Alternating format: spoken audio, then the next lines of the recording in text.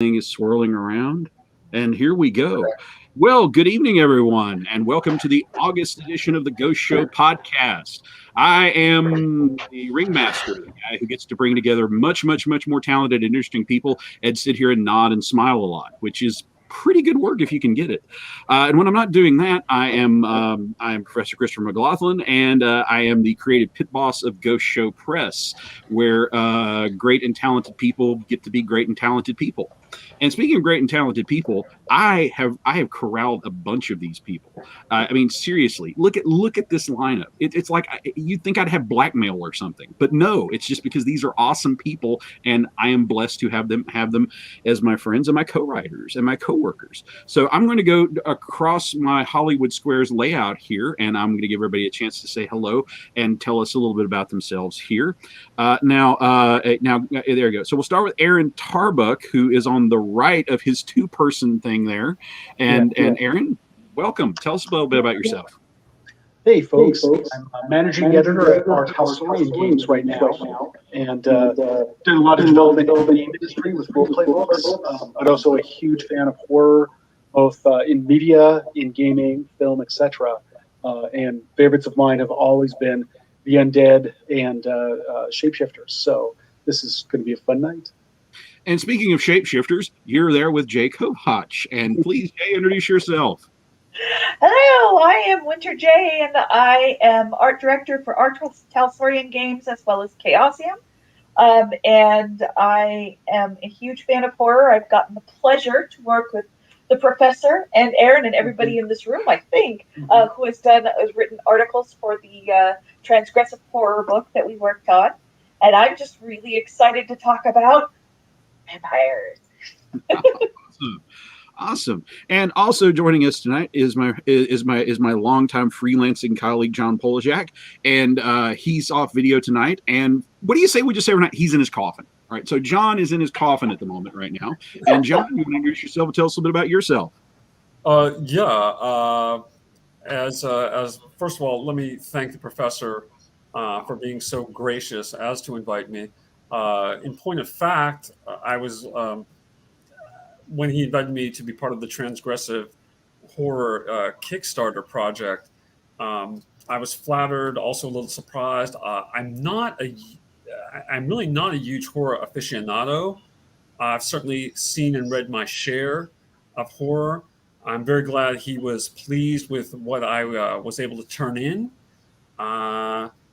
Not totally sure why my camera's not working at the moment, but I will attempt to play around with that as the podcast progresses. Maybe I can go live, and you can actually see me for good or ill. But yeah, I have a fairly long history with Professor McLaughlin. I've freelanced across quite a few superhero genre systems, also urban fantasy. Of course, I did D20 for the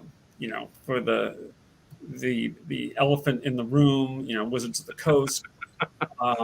Not on any major projects, but I did write for them on occasion. I honestly haven't really had an involvement with them since 3.5 D&D.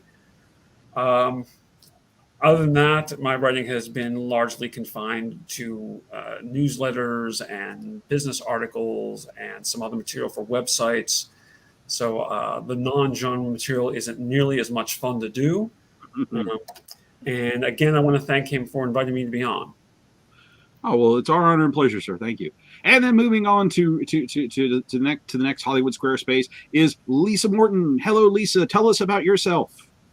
Hey, everybody. I'm Lisa. I am a reformed screenwriter, writer of nonfiction. Among other things, I am a Halloween expert. So it's a pleasure to be taking time out at this time of year to not talk about Halloween. And I have a new book coming out in 2 weeks called Weird Women 2. It is a follow-up to my 2019 book, 2020 book, Weird Women. it's a collection of stories by classic female authors dating from 1925 back to 1842, I think, is how far back we go on this one. And then I also just launched a podcast called Spine Tinglers, which is a new original short story by me read by celebrity readers. That launched about a month ago. So far, we're doing one a week. So far, the readers have included people like Naomi Grossman from American Horror Story and Dean Haglund from The X-Files, Richard Grove from Army of Darkness. So that's been really fun, and that can be found at myparanormal.net. Oh, congratulations. That's awesome. Thanks. Wow. I think celebrity reader for my books, I'm thinking in terms like, well, we might be able to get you somebody from BJ and the Bear, and if you're lucky, it'll be the human guy. So congratulations. Well done. Oh my gosh. And also before I forget, the esteemed, the godfather of the Bamf family of podcasts, the one and only Mike Lafferty. Mike, tell us about yourself. You're on mute, Mike. I know you're shy, but you're on mute. Sorry.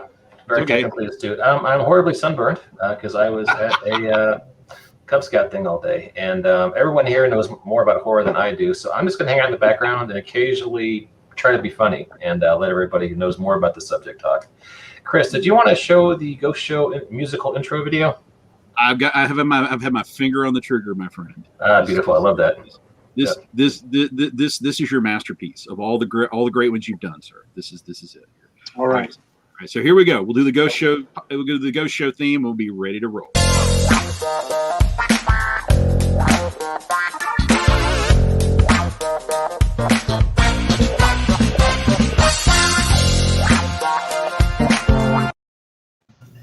Yeah, Ghost Show down and funky. That was the extended disco remix, wasn't it? Yes. Right. Yes, indeed. Yes, indeed. Yes, indeed. Yes, I can either confirm or deny that was Bootsy Collins in that there. All righty. Well, naturally, the only thing we could possibly follow that up with is a discussion of the fact that this year marks the 100th anniversary, back on Valentine's Day, believe it or not, of the debut of the Bela Lugosi Dracula, which I think made it clear that vampires were going to be a thing to stay. But of course, we must acknowledge what I think we would have to argue, what I think we'd have to say is the seminal vampire film. Next year is the 100th anniversary of the legendary F.W. Murnau Nosferatu, A Symphony of Terror, which I cannot say in German, but I'm sure would sound way cooler. But yes, so here we are. We're 100 years after Nosferatu and 90 years after Bela, and people still are craving their bloodsuckers. So I just want to throw it out to my distinguished panel. Why are we still caring about vampires? Why do we still want to see vampire stories and read vampire books and vampire TV shows and so on and so forth? I think amongst various things, I want to throw out really fast. I think vampires, amongst the various things that fulfill for people, are the ultimate wish fulfillment, right? They're the promise of afterlife, after death, living forever, getting all kinds of things. So there's a lot of things that I think we read into them, but that's one of the things that I think continuously is a wellspring for why vampires stay with us, amongst so many others, right? Yeah, there's something definitely to be said for a villain that you can sympathize with. They always seem to be the most compelling, and if the villain is kind of living the dream, of living forever, and frankly, being a vampire would be a massive fashion upgrade for me. So there's something to be said for that, definitely. Anybody else want to talk about why vampires after 100 years? Well, I think that vampires are one of those. They're a myth that cuts across many cultures, many parts of the world, in different forms. There are tales, mythologies about vampire-like creatures in ancient Greece, the Lamia. There are the Philippines, where you had the Manangalan and Penangalan, which were very grotesque creatures that fed on either infant children or pregnant women, and which may have arisen due to as explanations both for sudden infant death syndrome, why certain children just did not thrive, or in some cases mothers who would smother their children or otherwise kill their children because of psychological issues that arose after pregnancies.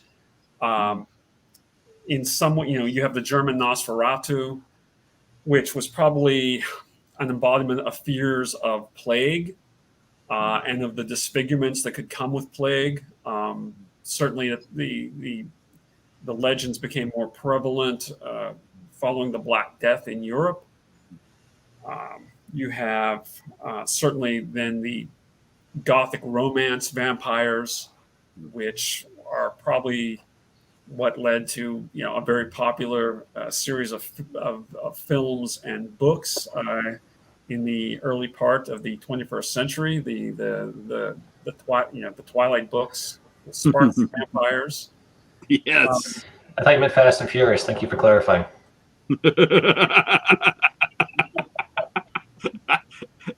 Well, they have to have an idea for the next film, right? Crossover, maybe? Sorry, John, go ahead, please. But then you've also seen, even in recent, not so recently, but one film I was going to bring up was Near Dark, which many people may be familiar with, although it was not a commercial success, and it's really I've never seen on basic cable. You just don't see it broadcast much, which deconstructed the vampire myth a bit. I mean, the vampires there were immortal, but it wasn't so much a blessing as just sort of a squalid continuation of their existence.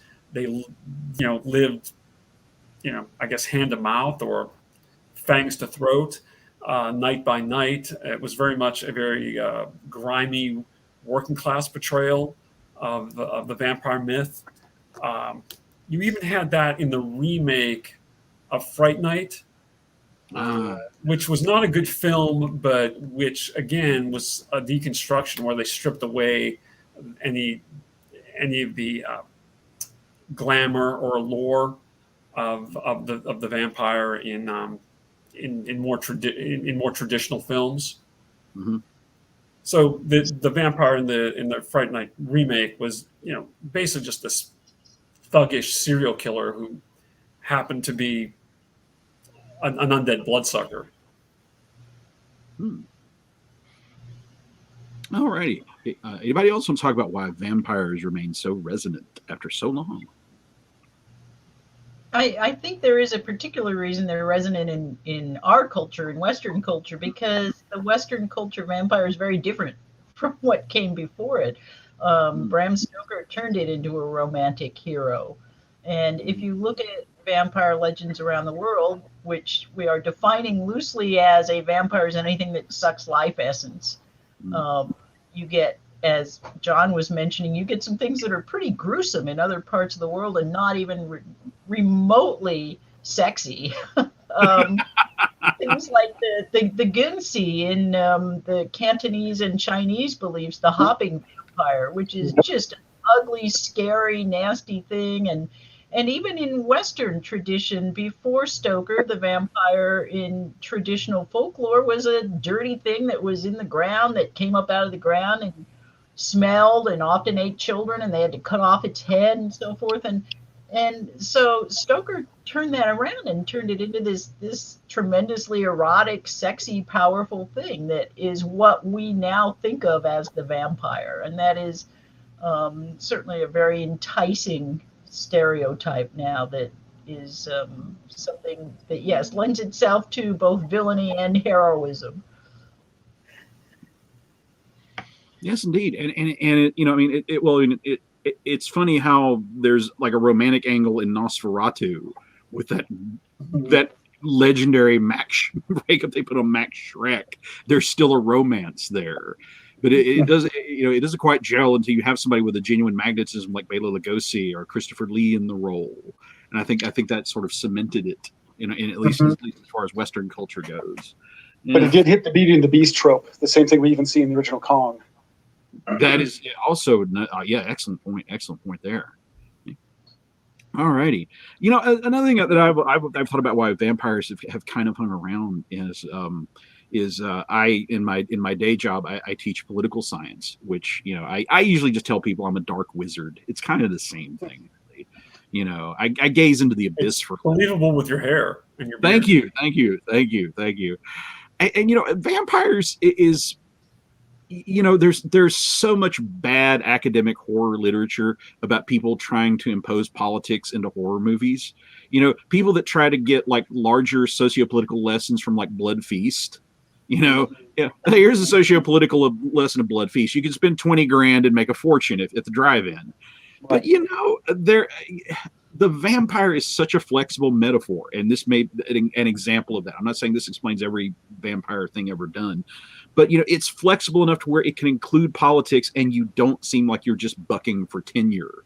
There's this element that's it's a little bit present in the classic films. I think it really, the Universals and the Hammers, this notion that the vampire is a symbol of the old aristocracy preying on the lower classes. And it's something that, it's in your face when you get to like Andy Warhol's Dracula. It's clearly that Udo Kier is looking to, is defending his right to suck the blood of the lower classes. And one of the more cogent things I read about 21st century politics, because believe me, sensible writing on 21st century politics, that's gold in my profession. But talking about how if you are a political conservative, vampires pretty much sum up what you think liberals are. That they're these up all night rich sexual deviants, draining the blood of the normal folk, and again, are we going to relate that perhaps to the blood libels against Jewish people, and then we could take that to the QAnon, idiocy that seems to be infecting too large a percentage of our population, where we could get into some crazy places, that's for sure. But again, that's how far you can stretch that metaphor. It's maybe that's ultimately why it's still with us. All right. Well, and something that perhaps bears a bit of discussion is, we all like to think that we're a bit more sophisticated in the modern era, and how could, people, as recently as medieval times or even later, believe in these just preposterous stories and accept them as almost fact, that as almost just something commonplace, factual, that certain individuals rose from the grave and preyed on and preyed on living humans for sustenance. Given that a 4chan meme has led to an utterly insane movement among, apparently, I'm told, millions of Americans, maybe it really isn't that hard to understand in hindsight how that could take place. I try to be humble with the past. If I ever start to feeling better than 19th century man, I'm like, give us both a saw. 19th century guy will show you who's in charge. Try to make a knife out of flint. Neanderthal man had it all over us. If I can't get it delivered to my house, I'm But all right. So yes. So and we also wanted to do a round. I think we talked about we want to do a round of favorite or unrecognized vampire movies. And you guys just going around the horn and talk about a favorite. All righty. So I started picking on people this way. So I'll go Mike. When Mike gets back, but so Mike get Lisa. So yeah, you're next up because Mike is off dealing with dad stuff. Well, I'm almost embarrassed to say right off the bat that it's Near Dark. Near Dark is easily my favorite vampire movie by a 100%. It is also my favorite horror movie of the entire decade of the 80s. Wow. Yeah, I absolutely love that. I watch it once a year. In fact, I just watched it again a couple of weeks ago, and I really think it is 80% a masterpiece. It's a flawed masterpiece, to be sure. But the first hour of that thing is absolutely brilliant, incredibly well directed. It is one of the best portraits of the American Midwest that I have ever seen. Through a Truly vampire. American Gothic. Yeah, right. Yeah, it's just a stunning film. If you want to hear a really strange offbeat one, I will mention a Hong Kong movie called The Twins Effect, which I know no one here has seen. Oh, good for you, Eric. Yeah, love it. Own Yeah. it. Oh, great. It's just an absolutely insane, demented horror action comedy starring a pair of girl singers who were immensely gigantic in Hong Kong pop music at the time, who are actually pretty good in it. And the central premise is that there is a secret cabal of vampire hunters who have to become as powerful as the vampires by drinking little tiny segments of vampire blood. Mm-hmm. And it only lasts for like 20 minutes, and then they're back to being regular humans. And if they don't take a certain antidote after they drink this vampire blood, they will become vampires permanently. And that's absolutely crazy, and the actors have great fun with it, though. And I mean, Jackie Chan is in this movie. There's small cameo. Yeah, it's great. So that would be I'm sure no one else except Aaron and I listening to this have seen it. If you can, go find The Twins Effect. You'll have a good time with that. That's my. You're saying a lot of things from my cinematic love language right there. I'm falling in love with that film, just from your description of it. So yes. Yeah. All right, John, do you have a favorite you want to talk about or recommend to our? Well, you stole my thunder a bit. As I said, I think that my favorite treatment of the vampire genre is near dark. However, that being said, if I'm going to, if you want me to talk about films, two of them are not obscure. One is vampire films that I found genuinely frightening when I was younger, and which I imagine could still creep me out a bit if I was watching them alone on a stormy night in the wee hours of the evening or early morning, would be the Count Yorga films. Yes. The Count Yorga films do they probably embody why I'm not a big partaker of horror, because they were on the cusp of that era where horror really started getting nihilistic. And even though I'm very well aware of a lot of the randomness and unfairness of our existence, I try not to dwell on that. Whereas horror films, I'd say in the last since the 1970s onward, have indulged more and more in those themes. But so the Yorga films are not obscure; they are genuinely very frightening. And again, they both embrace the romantic ideal of the vampire in Western literature, English literature, but then they subvert it because Yorga at the end is simply a degenerate monster. He is just a soulless being, and any pretensions otherwise are dispelled when you see his actions in the film. And the so-called the brides are just really these horrifically degraded, disgusting creatures that he turned the women that he seduced into. I mean, he simply stole everything human and decent about them for his own consumption.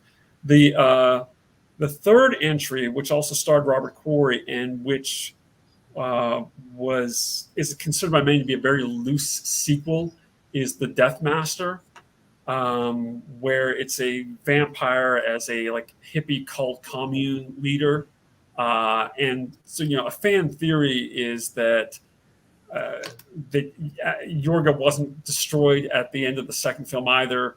he revived, but was fearful enough that he had been revealed to the world and being tracked down, that he assumed a new identity.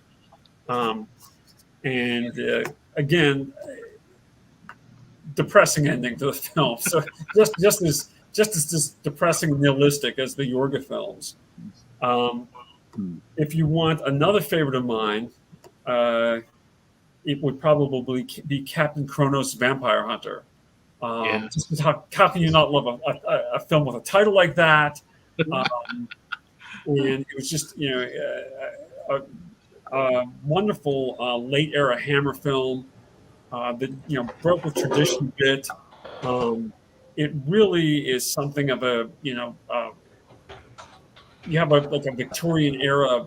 I'm not sure if it was Victorian era. It's set earlier than that, but that type of swashbuckling hero, very much in the vein of a Solomon Kane, perhaps. Yes. With a lot of misdirection, really clever red herrings as to the identity of the vampires, and then a very unusual type of vampire.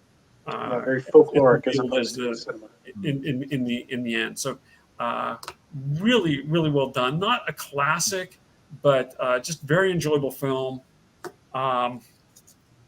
Lisa brought up one that I haven't seen in many, many years. I think I'm probably going to get the title a little wrong. The Seven Deadly Brothers against Dracula. Legend of the Seven Golden Vampires, aka. Okay, that's it. Yes, it's been a long, long time, but it was. I'm sure I saw it. A Saturday morning when I was a kid, and again, probably not a particularly well done film, but very enjoyable. I mean, master martial artists against the golden vampires who are servants of Dracula. It's one of those films, if they're running it late at night and you happen to doze off afterward, you'll wake up and there's no way you'll believe you actually saw that. Well, or any of the El Santo films where he has to battle. Yes. Mm-hmm. Yes. He's battled various vampires, including Dracula. Yeah. Frankenstein. Yes. Those are great. Frankenstein. Mm-hmm. Correct. I trademark reasons. The one that gets translated into America, El Santo against the Sexy Vampire. I have the DVD to it, and the outside says El Santo needs money for a children's charity, so he decides to invent a time machine to go back in time and get Dracula's treasure. And I have like a little unofficial bet. If you could come up with a better pitch for a movie, right? There you go. Because I don't think it could be done. I actually read, however, that in that genre, in the Mexican luchador technico hero genre, that there was one made with Mills Mascaras. That there was a trio of films made when he was already, I think, in his 60s, but still quite an impressive physical specimen. And supposedly the first of them, which pitted him against an Aztec mummy, is actually supposedly really, really well done. I've got a hankering to see it. I mean, supposedly not just good of its type, but actually a pretty well done film for a very, I imagine relatively low budget feature. But I'll admit, as far as I've read about more luchador films than I've seen, thank goodness. I'm not certain I'm proud that I've seen any, but Santo has taken out his share of vampires.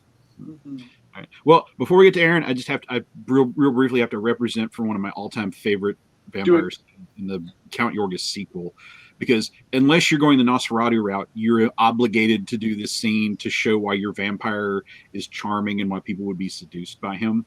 And there's this great moment in the Yorgos sequel where Robert Quarry is, of course, carrying himself with that wonderfully resonant voice and the sharp dress. And there is a character among the hero's circle of friends who is deaf. And before anybody can explain that to him, he starts talking to her in sign language. Oh yeah, yes, yeah. And I'm just like, wow, you have already sold this blood-sucking parasite who murders people as seeming more compassionate than like huge chunks of the human race. I'm like, well done, AIP drive-in movie. Yeah. By the way, Professor, I know the Dr. Fives is a favorite character of yours. Yep. And I imagine you already know, but the sequel to Dr. Fives with Robert Corey, whom Vincent Price apparently did not care for at all. Yeah. It was originally supposed to be Dr. Fives against Count Yorga. That was briefly discussed. Yes, I'm working my way through Justin Humphrey's history of the Five series, and I've just started that chapter. So yes, you're absolutely correct. Yes. Yeah, there was a lot unrealized with that character. I mean, the plans. There was another planned sequel which I thought just had several. Yeah, but the one I read about, which was pitting him against essentially demigods. I really wish there had been more done with him, even though in the first film, again, he was very much a villain protagonist. I think almost as something of a later date treatment of Eric, the Phantom of the Opera, in terms of his methods, his intelligence. He comes from a pulp literary tradition that's mostly from the French. Yes. He's definitely Dr. Mabuse reimagined. Dr. Mabuse is sort of a Moriarty figure, as if we follow Moriarty as the hero, wiping out and killing the detective heroes of our story, and always being the the true arch nemesis, anti-hero of the piece. But great stuff.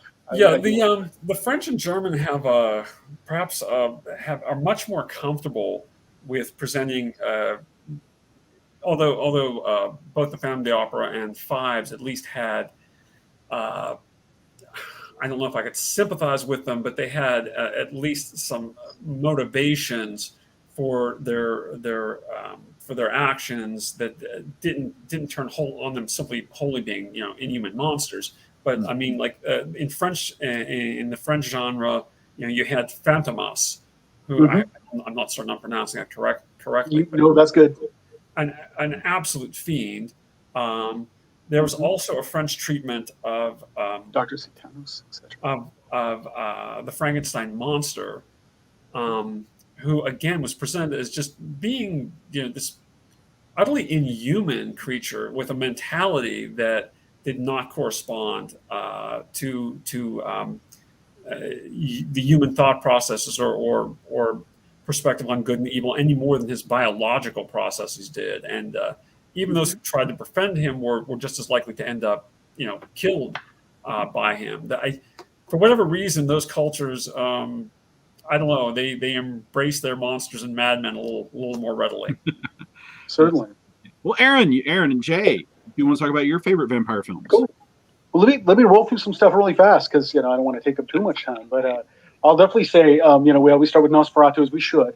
But Carl Dreer's Vampire with a Y is a very important black and white silent vampire film that gets into some fairly unusual mythology. Really worth people's time. Obviously, there's the universal cycle, right? And we have Bela Lugosi, the Dracula run, the people who fill in after him, like John Carradine, etc. But I would say things that I would have people watch would be Last Man on Earth with Vincent Price, which is still, I think, the best adaptation of I Am Legend. I think all these other versions keep missing some of the most powerful and most horrific points of that tale. And that old Vincent Price version still kind of nails it. It really has some good stuff. Although there's a couple films of later day that I think really nail the vampire apocalypse well, like one called Stakeland, which I thought was a very interesting one, which is humans trying to run around after the vampire apocalypse. And vampires are doing things like finding out where humans are hiding and putting little marks so they can come back and hunt them later. It's just full of all kinds of nice, dark, terrible little things.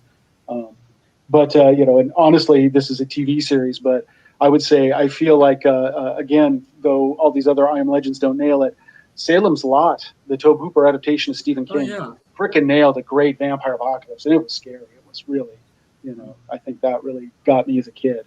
Strong one, super worth it. I'm a big fan of Herzog's Nosferatu, the remake. It's one of the only vampire films filmed over there. Our Jonathan walks up Borgo Pass, as described from the damn book itself. It's really wonderful. There's some other great scenes in there that are great. And Klaus Kinski being his own super freak self, super scary. I mean, God, I wouldn't want him touching me. There was some wonderful scenes in there. Klaus Kinski apparently was a legitimately psychologically, legitimately was mentally ill, and He was. He a fantastic actor, but I read that on the set of what was it? Eliger. Eliger. Mm-hmm. Yeah. The natives that they hired as like extras, and for some small bit parts, they disliked him so much, and they knew everyone else disliked him so much because of his abusive behavior. Some of them actually offered to kill him on just behalf of the cast and crew, and that they would just sort of fade back to their villages and the forest, and they had no fear of retribution. So the documentary My Best Fiend gets into a lot of this. Yeah, I mean, it's darkly funny, but if you heard, his daughters apparently did suffer some pretty serious abuse at his hands. He was just, I mean, he was someone who should have been getting treatment for mental illness and had been institutionalized at some point, right? Because his talent and wealth insulated him from that. So it's true. He was able to harm himself and others. Oh yeah. No, just moving along into just to hit some of the other things really fast. Before I hit art house vampire films, I definitely have to bring up Blade. Blade is such an important film because it's the vampire movie that saved the superhero genre. After basically the third Batman on Ice, basically sort of had the studios all looking at superhero films as dead.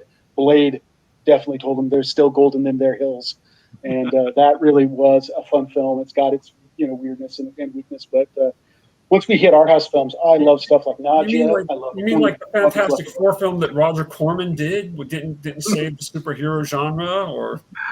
It's fun in its own ways, just like the old Doctor Strange or the Nick Fury. But these are things we revisit. I mean, oh yeah, there's been plenty of bad, but Byzantium I think is a better film than The Interview with a Vampire, same director, and I think it's a really interesting indie vampire flick. If we talk about best Draculas, I'm a big fan of Guy Maddin, the Canadian director's Dracula, Pages from a Vampire's Diary, or Virgin's Diary, which is really one of the better adaptations, has all the side characters. We don't usually have all the various side characters from the Dracula novel in there. If I hit Carmilla, I'd say Blood and Roses is probably my favorite adaptation of Carmilla, but I have to throw out for a wonderful Showtime one that's never been released other than VHS, called Carmilla, with I'm forgetting who all's in it, but it set Carmilla in the plantation era South in America during the Civil War, and it made it a very interesting and different take on the whole Carmilla tale. But I even love the dark takes of things like 30 Days of Night and things like that. If we talk to foreign cinema, you were bringing up Twins Effect. I got to bring up Vampire versus Vampire, where we've got the Euro vampire comes over to China in the Chinese Kung Fu film, and the Taoist martial artist who has basically summoned and bound the Qiongqi, the hopping vampire. So he's got the hopping vampire versus the Western vampire, and then it's Kung Fu and Taoist magics versus Western vampire. If you want over-the-top silliness, super fun, a great double feature with Legend of the Seven Golden Vampires. I would put those two right together and enjoy them. There's also a great amount of Japanese ones, several influenced by Western vampire things, but The Evil of Dracula and Dracula's Lake, as they get called in the West, are worthwhile. And the last things I have to say are on some anime. The Hellsing anime, Hellsing Ultimate, I think is really one of the more interesting takes on Dracula in media. And I'd say Vampire Hunter D Bloodlust, specifically anime, is one of the finest vampire animes ever done. Although there is a guilty pleasure Tomb of Dracula done in the 80s. It's fun. So, all right. Let me cut and let you go. So, hey. Hi there. I have two that I just wanted to talk about. I'll keep it fairly brief because I really want to hear from Lisa. So, I love Let the Right One In. It was the first time I ever saw how being a creature of so isolated of a type of creature could be so intensely lonely. And I feel like when you were talking about how why are vampires still relevant in today's minds, and I think there really is a loneliness to it that every person on the planet has felt at some point or another. But that character is so isolated from anything human, but still craves that humanity. And I don't want to get into too many details. It does have some parallels with The Hunger, like in terms of the relationship between the two characters. But then you think about it, it's children. Yeah, and you right? also, I mean, the vampire in that one, I mean, it steals life in more ways than one. More ways than one. Not simply directly. I don't want to get into details for those who haven't seen it, but when you think about what's actually happened prior to the events of the film and what's going to happen, past the events of the film, continuing it on, it's a monstrous being in a trapped in a very trapped in a monstrous situation, I suppose. Yeah. And I really love the relationship that the character has with the assistant, right? The person. It really gets you, and it's scary. It really is kind of scary. Transfiguration is the other one. So films that I tend to like are very methodical. They tend to be a little slower in the plot line. They tend to let the viewer figure out what's happening as opposed to sort of telling you what's happening. It's the show don't tell rule that I love the best. But Transfiguration, I can't say too much about it because it will just simply give everything away. But the film is, in my opinion, one of the scariest films I have ever seen. I want to tell you more, but I can't. So, but it's really good, and I recommend it. I really recommend it. It's not the kind of scary where it's jump scares and, oh my God, the bad guy's going to get you. It's like you start thinking more psychologically about your own situations and how you might react or reveal to that. It's fantastic. Lisa. Right. Lisa, I'm sorry. Well, Lisa, we've all rattled off the list of our favorites. You want to jump in? And Mike is back, so I'll get Mike after Lisa. So please go ahead, Lisa. Yeah, Let the Right One In is magnificent.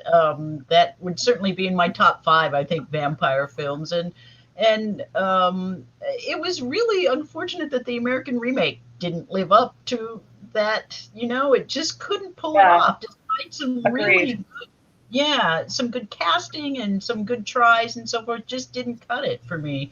But what the heck? I'm going to mention a couple of television classics as long as we're there. Let's talk about Barnabas Collins, who many of us had very crushes on, and Jonathan Frid was amazing. I have one of my favorite childhood memories is being like 10 and my parents taking me for my birthday to a drive-in to see House of Dark Shadows, which definitely was a really, really good vampire film and was genuinely unnerving, and especially when you were 11 at the drive-in. And I also would probably mention another one there's a really oddball Indian movie called, I'm not sure about the pronunciation, but it's something like Ban Darwaza, which was put out by some guys. Yeah, it's really interesting.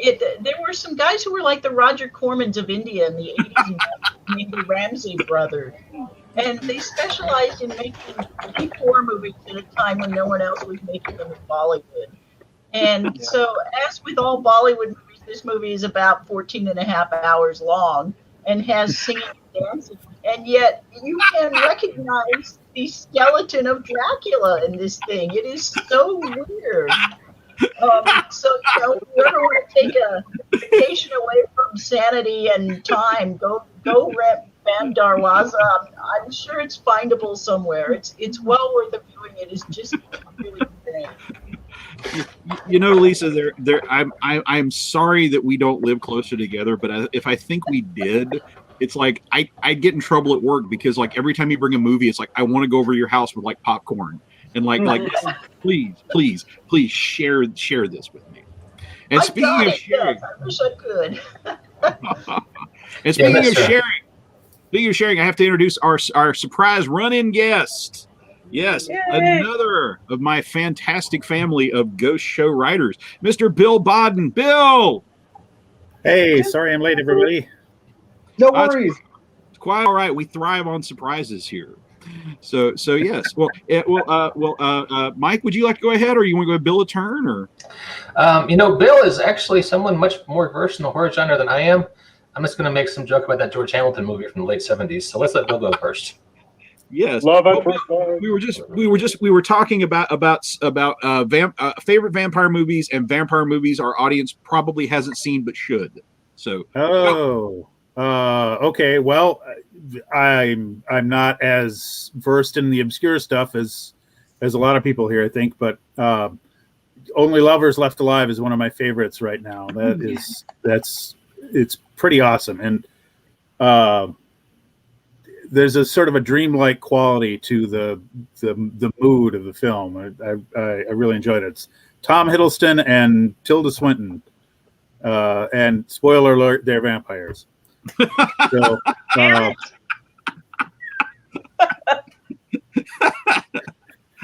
really like that one.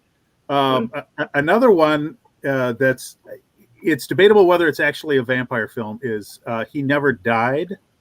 Mm-hmm. Henry Rollins. Yeah. And I'm never quite sure if he's actually a vampire, but at one point he says he's Cain, basically, of Cain and Abel from the Bible. Yeah. Mm-hmm. But you do hit the Cain could be something quite unusual. It's true. And he does seem fond of I guess eating people. I'm not sure. I don't think it's entirely blood, but I think it's I think it's just blood. I think he goes for the whole smorgasbord there. Yep. But it was told to me that it's kind of a vampire story, and it sort of applies. But yeah, decide for yourself. It's pretty good though, regardless of whether it's vampire or not. It's a good film. Gosh. All righty. Well, thank you. Some great solid choices there. Okay. All right, Mike, do you have some favorites you want to speak up for, or something to vampire? Please, you want to talk about George Hamilton on my show? I enjoy that movie to a frightening degree. No, it was one of those movies that one summer on HBO, all they were playing was some Italian comedy called Super Fuzz and Love at First Sight with George Hamilton. And so everyone in the neighborhood watched that, and of course Dukes of Hazzard when that was on, and Knight Rider. So yeah, there's one fifth or sixth grade year that was, my sister was obsessed with George Hamilton in that movie. It was you'd come home and HBO had 5 films they could show back in those days, and that was one of them that summer, and she was just watching it again, and it's Dracula with a tan. Yeah. It was a fun, and thing is, you guys took all the good ones before you got to me, and I'm not going to be here like, hey, did you guys see The Lost Boys? Because you guys have already plumbed those depths much more deeply than I could. So. That's legit, though. That's legit. A film, another great example of how far you can stretch the vampire myth. You can stretch it into the 80s music video aesthetic and still have it work. Well, if I were going to do film criticism, and I do a lot of things that don't pay very well, so I should think about it. But I think that kind of started the sexy boy vampire thing. I mean, back in the day, because it was basically vampires with sex appeal done, for that time and place. Updated for that era, yeah. Yeah, I can't explain the saxophone guy. I'm still scratching my head on that one. Yeah. You don't have to explain that guy. He's a golden god. As the meme says, not a damn person. Not a damn person. Yeah. A guy showing up with a sax in an 80s movie is like a guy owning a van in a 70s movie. You don't have to explain it. It is. It simply is. They were drinking at a bar after shooting one day. This guy was there. The director liked his energy. They did some coke together in the bathroom. Next thing you know, he's in the movie. I got to throw one other thing out since we threw out something TV-wise. And I got to throw this out because there's a movie that also happens to be a wretched piece of trash with terrible CGI called Ultraviolet. And there's an incredibly awesome, super smart British TV miniseries from the early 90s called Ultraviolet. And that's where I met Idris Elba the first time. And, never been different ever since. So. Not literally met him. He wishes. Yeah. But it is a super smart vampire series. A lot of thought from I Am Legend and other sources, but also definitely thought a lot about the core book Dracula. One of the extrapolations it runs the idea that literally only the living sense them as being dead. So cameras don't pick them up, photos can't take them, sliding doors won't even open for them. This is definitely why they have to have minions. But at first, it seems a little jokey when you're watching the show. You get that creepy Stephen Hawking's voice kick in when somebody's picking up the phone. But then it gets really creepy because that's the vampires calling you, right? And talking to you. And it does some really super smart, very dark and unusual things. It's really worth everyone's time if you really enjoy something different with vampires and vampire hunters. It's I'm sorry, could you repeat the title of that? It's called Ultraviolet, but it's not to be confused with the movie. Right. It is a British TV miniseries. The Sci-Fi Network brought it over to the U.S. in probably the late 90s, but it was aired on one of the British networks back in the early 90s. Definitely aimed at sort of an X-Files crowd at its time, but really does its own thing and is very smart and very cool. So.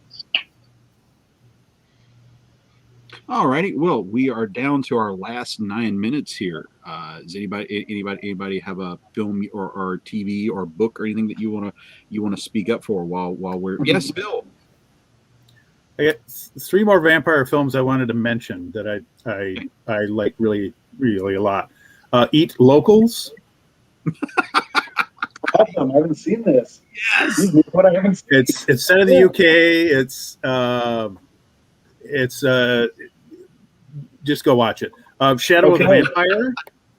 Oh, which so good. Love that one. You've probably all heard of, yeah. And of course, Let the Right One In and Let Me In. We did some coverage.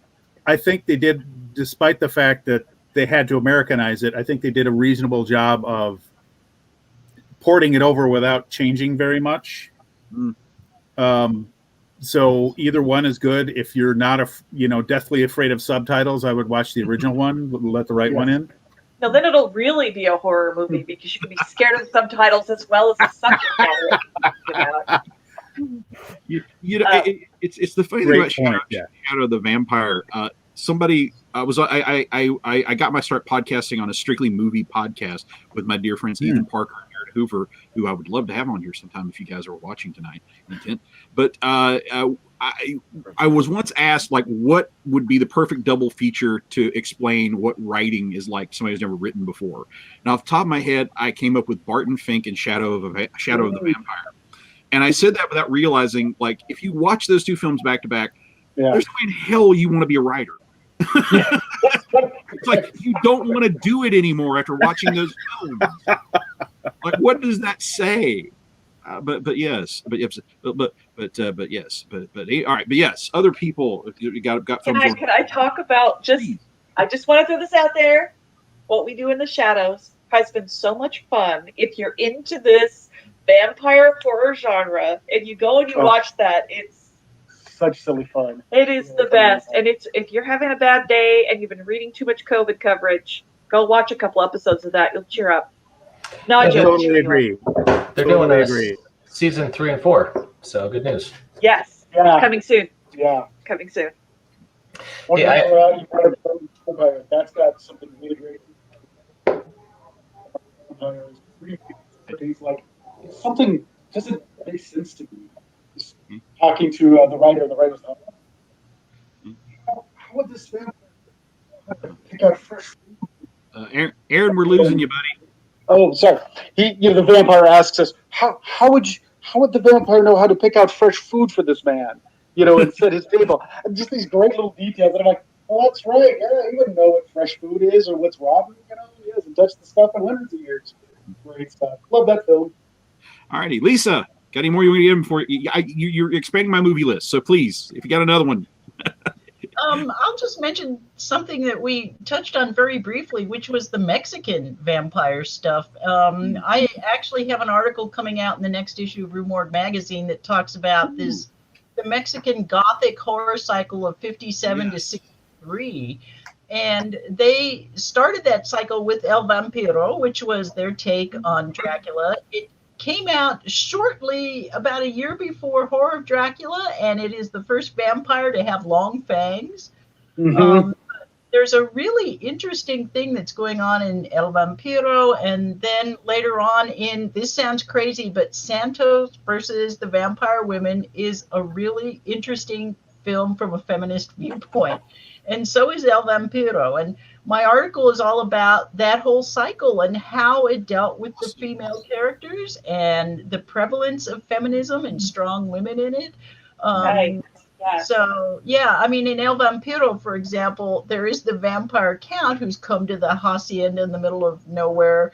But he has a female sidekick who is so chilling and so much obviously stronger than he is. Yeah. That you can't take your eyes off of her, and she becomes the movie for me, at least. But anyway, so those are some really interesting films to track down and watch too.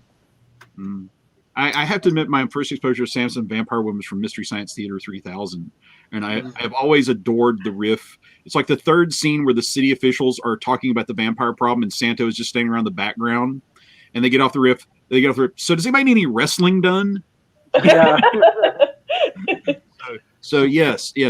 And John, take us home, man. Tell us another vampire film we need to see. Well, I thought of another. I was going to mention my appreciation for the Anno Dracula series. Yes, Kim Newman, which is like an alternate history where essentially the line of Count Dracula integrates and then it essentially comes to dominate the British royals. And it's a world where they bring in a lot of public domain Victorian fiction characters and Gothic romance characters, and then later pulp adventure characters. But I also mentioned a very obscure film. No, it's obscure now, that I forgot about initially, which was Black Sunday. The Mask of Satan. Yeah. Yes. Again, it's been. Oh my God! I don't think I've seen that since late teens, but with some just really effective imagery. And the vampire there is definitely just something of a preternatural force of evil. Once he arrives on the scene, you just get the moon, and the atmosphere, it just change and look more sinister. So worth mentioning, worth tracking down if you're a true completist. Yeah, not to be that asshole corrector. It's Black Sabbath is Black Sabbath. I'm so sorry. With the vampire, based on Nikolai Gogol's old tale. Two quick last ones. Folk horror. Let's do some quick folk horror. Let's Scare Jessica to Death, which is a wonderful American folk horror vampire film. Had that on my list. And Sovereign Films is about to put out in December a 20-disc folk horror set, which will include a Hungarian one that I love called Libretica. Libretica is super rare, so it'll be one of the few ways for people to check this one out. But it's neat to actually see a Slavic vampire film based on Slavic vampire folklore. Billy, I know that you want to slip in before we get out of here. Quick book recommendations: Certain Dark Things by Silvia Moreno Garcia. It's vampires and narco gangs in modern day Mexico. Really, really good read. Really fun. Okay, excellent. Okay, well, we're down to a last minute, so I wanted to save mine for last because I thought this would be a good one to go out on. But I was raised practically on the TV adaptation of The Night Stalker with Darren McGavin and Simon Oakland, and that's on Blu-ray. Well worth your time. And if you can find Jeff Rice's original novel, because it has a line in there, one of those rare lines in a book that actually made me laugh so hard I fell out of the futon I was on when I was reading it. But Carl, as he is prone to do, is trying to get the city council to be honest with the people with what's going on in the city. And it's after in the book the vampire murders a transvestite prostitute in a men's room. And the city council refuses to release that there's a vampire or a transvestite because they tell Kolchak, we don't want anybody to think there's any weirdos in Vegas. That's good. Yes, indeed. Yes, indeed. Well, it's 10 o'clock. So my favorite weirdos in the world are you lovely people. Thank you all for coming on and talking and sharing the benefits of your talent and your wisdom and your humor. And thank you all again for sharing your talents in My Little Dog and Pony Show book, which I'm so excited about the rest of the world seeing that very, very, very soon and seeing just how awesome you guys really, really are. And well, it's 10 o'clock, so we all have to be back to our coffins. So thank you all for showing up, and thank you all for tuning in. And we'll catch you back here in October for the next. Oh, excuse me, September. Can you tell I'm excited for Halloween for the September edition of the Ghost Show podcast? Until then, stay ghosty. Yes. And here we go, and there. Yeah, okay, and